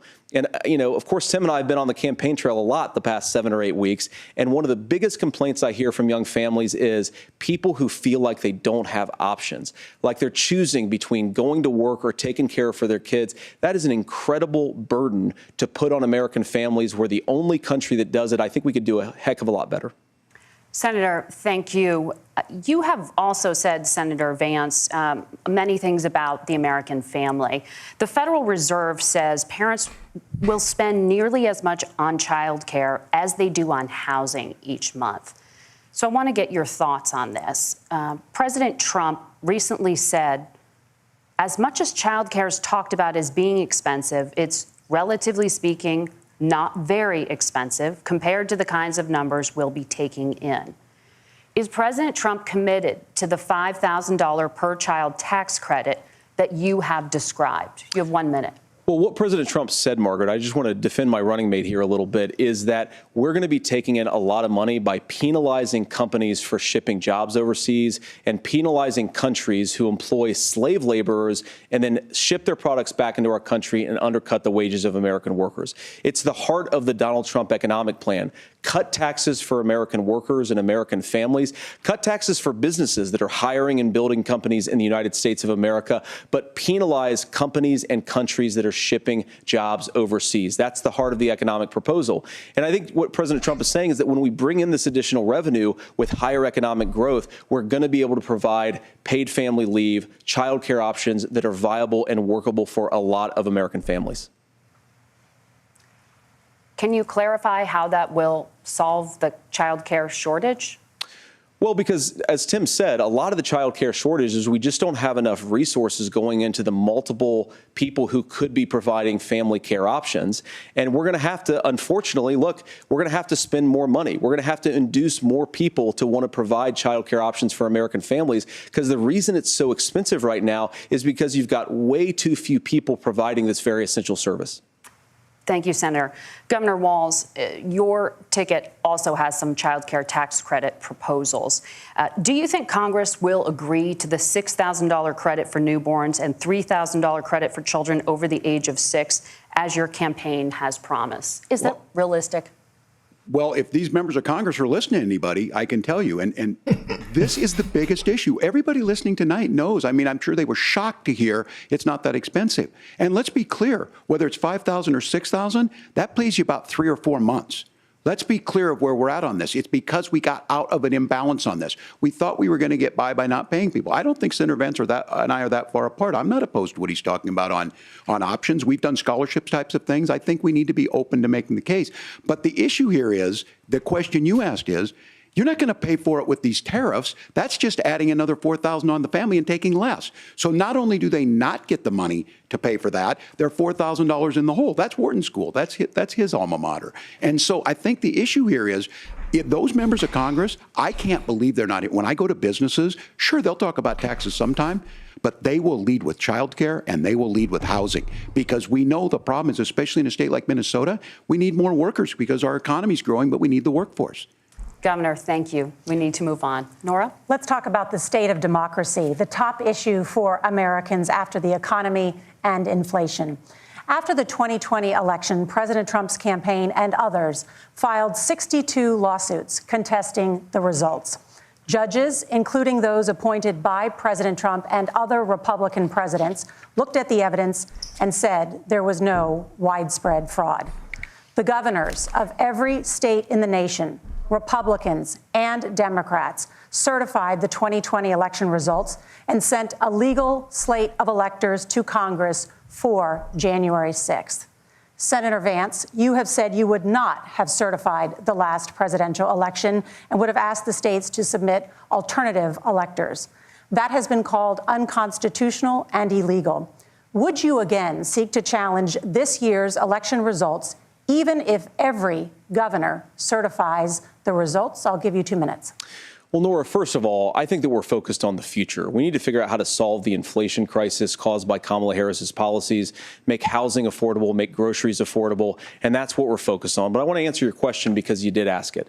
Look, what President Trump has said is that there were problems in 2020, and my own belief is that we should fight about those issues, debate those issues peacefully in the public square, and that's all I've said, and that's all that Donald Trump has said. Remember, he said that on January the 6th, the protesters ought to protest peacefully. And on January the 20th, what happened? Joe Biden became the president. Donald Trump left the White House. And now, of course, unfortunately, we have all of the negative policies that have come from the Harris-Biden administration.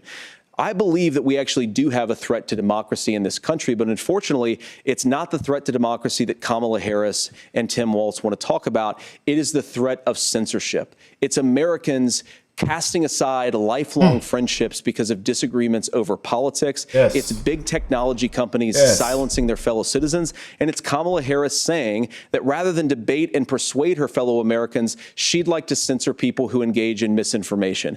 I think that is a much bigger threat to democracy than anything that we've seen in this country in the last 4 years, in the last 40 years.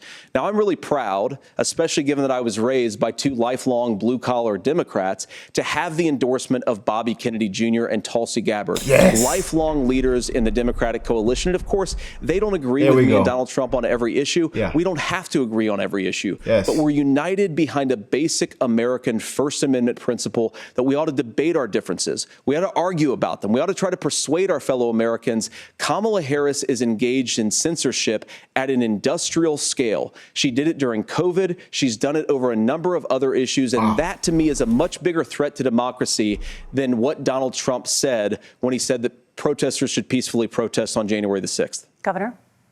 There's literally nothing he can say to beat that. I'm sorry. There's nothing he can literally say to make. I'm sorry, y'all. Well, I've enjoyed tonight's debate, and I think there was a lot of commonality here. And I'm sympathetic to misspeaking on things, and I think I might have with the senator. Me too, man. There's one though that this one is troubling to me, and I say that because I think we need to tell the story. Donald Trump refused to acknowledge this. And the fact is that I don't think we can be the frog in the pot and let the boiling water go up. He was very clear. I mean, he lost this election, and he said he didn't. 140 police officers were beaten at the Capitol that day, some with the American flag. Several later died. And it wasn't just in there. In Minnesota, a group gathered on the state capitol grounds in St. Paul and said, "We're marching to the governor's residence, and there may be casualties." The only person there was my son and his dog, who was rushed out crying by state police. That issue, and Mike Pence standing there as they were chanting, "Hang Mike Pence." Mike Pence made the right decision. So, Senator, it was adjudicated over and over and over. I worked with kids long enough to know, and I said as a football coach, sometimes you really want to win, but the democracy is bigger than winning an election. You shake hands, and then you try and do everything you can to help the other side win. That's what was at stake here. Now, the thing I'm most they lost every game. They lost every last game. concerned about is the idea that imprisoning your political opponents, already laying the groundwork for people not accepting this. And a president's words matter. A president's words matter. People hear that. So I think this issue of settling our differences at the ballot box, shaking hands when we lose, being honest about it, but to deny what happened on January 6th, the first time in American history that a president or anyone tried to overturn a fair election and the peaceful transfer of power. Now, everybody know what took place, though. We know what happened at 3 o'clock in the morning. We know what happened. We know about your tampering. We know about your mail-in. Yeah. Y'all was shaking hands with COVID. We know about you. Live on camera. Yeah. We seen that paperwork come back. power. And here we are 4 years later in the same boat. I will tell you this, that when this is over, we need to shake hands this election, and the winner needs to be the winner. This has got to stop. It's tearing our country apart. Margaret? Senator Vance, did you want to respond to that? Yeah, well, look, Tim, first of all, it's really rich for Democratic leaders to say that Donald Trump is a unique threat to democracy when he peacefully gave over power on January the 20th, as we have done for 250 years in this country. We are going to shake hands after this debate and after this election. And of course, I hope that we win, and I think we're going to win. But if Tim Walz is the next vice president, he'll have my prayers, he'll have my best wishes, and he'll have my help whenever he wants it. But we have to remember that for years in this country, Democrats protested the results of elections. Hillary Clinton in 2016 said that Donald Trump had the election stolen by Vladimir Putin because the Russians bought like $500,000 worth of Facebook ads.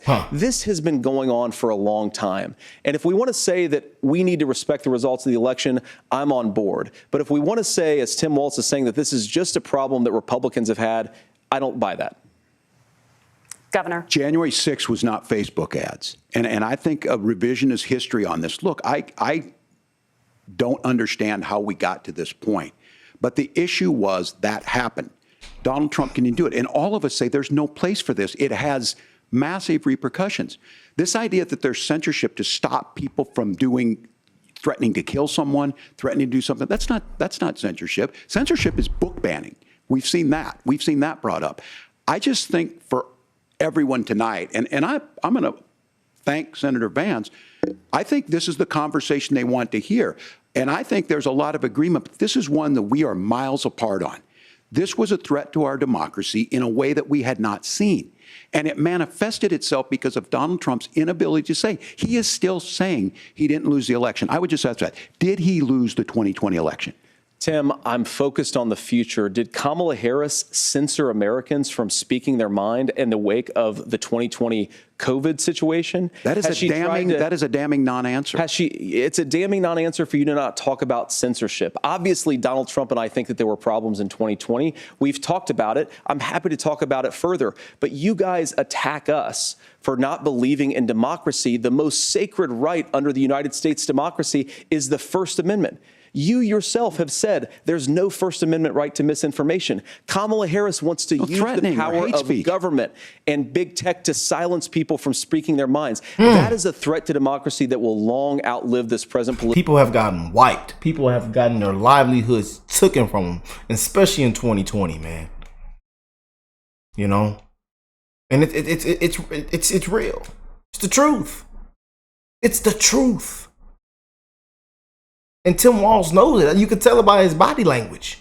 You can tell by his body language. Political moment. I would like Democrats and Republicans to both reject censorship. Let's persuade one another. Let's argue about ideas, and then let's come together afterwards. You can't yell fire in a crowded theater. That's the test. That's the Supreme Court test. Tim, fire in a crowded theater. You guys wanted to kick people off of Facebook for saying that toddlers shouldn't wear masks. Senator, the governor does have the floor. Fire in a crowded theater. That is criticizing the policies of the government, which is the right of every American. Senator, the governor does have the floor for 1 minute to respond to you. Yeah, well, I don't run Facebook. What I do know is I see a candidate out there who refused, and now again, and this, I'm pretty shocked by this. He lost the election. This is not a debate. It's not anything anywhere other than in Donald Trump's world. Because look, when Mike Pence made that decision to certify that election, that's why Mike Pence isn't on this stage. What I'm concerned about is, where is the firewall with Donald Trump? Where is the firewall if he knows he could do anything, including taking an election, and his vice president's not going to stand to it? That's what we're asking you, America. Will you stand up? Will you keep your oath of office, even if the president doesn't? And I think Kamala Harris would agree. She wouldn't have picked me if she didn't think I would do that, because of course that's what we would do. Oh. So America, I think you've got a really clear choice on this election of who's going to honor that democracy and who's going to honor Donald Trump. Governor, your time is up. Thank you, gentlemen. We will be right back with both of our candidates. The CBS News vice presidential debate continues. The CBS News vice presidential debate. It is now time for the closing statement. Senator Vance won the virtual coin toss and elected to go last. So, Governor Walz, you are first. You have 2 minutes. Well, thank you, Senator Vance. Thank you to CBS News. And most importantly, thank you to all of you. If you're still up and the folks who miss Dancing with Our Stars, I appreciate it. But look, the support of the democracy matters. It matters that you're here. And I'm as surprised as anybody of this coalition that Kamala Harris has built, from Bernie Sanders to Dick Cheney to Taylor Swift, and a whole bunch of folks in between there. And they don't all agree on everything, but they are truly optimistic people. They believe in a positive future of this country and one where our politics... They can't pay our bills, buddy. They don't care about us in the middle class. They got the nice mansions and houses, you know, paid off. Hollyweird. Come on now. Politics can be better than it is. And I have to tell you, that better than it is the sense of optimism that there can be an opportunity economy that works for everyone, not just to get by, but to get ahead. And the idea that freedom really means something. Not the freedom of government to be in your bedroom or exam room, but the freedom for you to make choices about yourself. Now, look, we all know who Donald Trump is. He's told us, and as Maya Angelou said, believe him when he told you that. His first inaugural address talked about American carnage, and then he spent 4 years trying to maybe do that. Senator Vance tonight made it clear he will stand with Donald Trump's agenda. He will continue to push down that road. Excuse me. Kamala Harris gives us a different option. Now, I'll have to tell you, I'm going to be careful about the quotes, but there's one that Senator Vance said that does resonate with me. He said, Donald Trump makes the people I care about afraid. A lot of America feels that way. We don't need to be afraid. Franklin Roosevelt was right. All we have to fear is fear itself. Kamala Harris is bringing us a new way forward. She's bringing us a politics of joy. She's bringing real solutions for the middle class, and she's centering you at the heart of that. Hell no. All the while asking everyone, join this movement, make your voices heard. Let's look for a new day where everybody gets that opportunity and everybody gets a chance to thrive. I humbly ask for your vote on November 5th for Kamala Harris. Governor Walz, thank you. Senator Vance, your closing statement. Well, I want to thank Governor Walz, you folks at CBS, and of course the American people for tuning in this evening. And one of the issues we didn't talk about was energy. And I remember when I was being raised by my grandmother, when she didn't have enough money to turn on the heat some nights because Ohio gets pretty cold at night and because money was often very tight. And I believe, as a person who wants to be your next vice president, that we are a rich and prosperous enough country where every American, whether they're rich or poor, ought to be able to turn on their heat in the middle of a cold winter night. That's gotten more difficult thanks to Kamala Harris's energy policies. I believe that whether you're rich or poor, you ought to be able to afford a nice meal for your family. That's gotten harder because of Kamala Harris's policies. I believe that whether you're rich or poor, you ought to be able to afford to buy a house. You ought to be able to live in safe neighborhoods. You ought to not have your communities flooded with fentanyl. And that, too, has gotten harder with because of Kamala Harris's policies. Now, I've been in politics long enough to do what Kamala Harris does when she stands before the American people and says that on day one, she's going to work on all these challenges I just listed. She's been the vice president for 3.5 years. Day one was 1,400 days ago, and her policies have made these problems worse. Now, I believe that we have the most beautiful country in the world. I meet people on the campaign trail who can't afford food, but have the grace and generosity to ask me how I'm doing and to tell me they're praying for my family. What that has taught me is that we have the greatest country, the most beautiful country, going to be able to achieve their full dreams with the broken leadership that we have in Washington. They're not going to be able to live their American dream if we do the same thing that we've been doing for the last 3.5 years. We need change. We need a new direction. We need a president who has already done this once before and did it well. Please vote for Donald Trump. And whether you vote for me or vote for Tim Walz, I just want to say I'm so proud to be doing this, and I'm rooting for you. God bless you, and good night. Senator Vance, thank you. And thank you both for participating in the only vice presidential debate of this election cycle. I'm Margaret. Wow. Boy. Somebody pull it out. Somebody pull it out. The flow. I'm voting for Donald. I'm voting for the felon. I'm voting for the felon. I'm voting for the felon. I'm voting for the 45th president. We got to make America great again, baby. MAGA. Yeah, I used to be one of those anti-Trumpers, those never-Trumpers. I used to be one, like, just even some of y'all probably used to be a never-Trumper, you know? But it's Trump 2024, man. We see the corruption. We see what's going on. We see how this corrupt scam matrix is ran. And they know Donald Trump is against it. It's Trump 2024, man. What an amazing debate. Let me know what y'all think about it. Comment down below, drop a like. And I will catch you beautiful people in the next one, man. We're going to be dropping highlights and amazing other videos from this debate, clips that really stood out. There were some amazing takeaways from this debate, as you can see my reaction. So make sure you go check out the other videos. And hey, God bless you all and your families. I will catch y'all in the next one. Peace.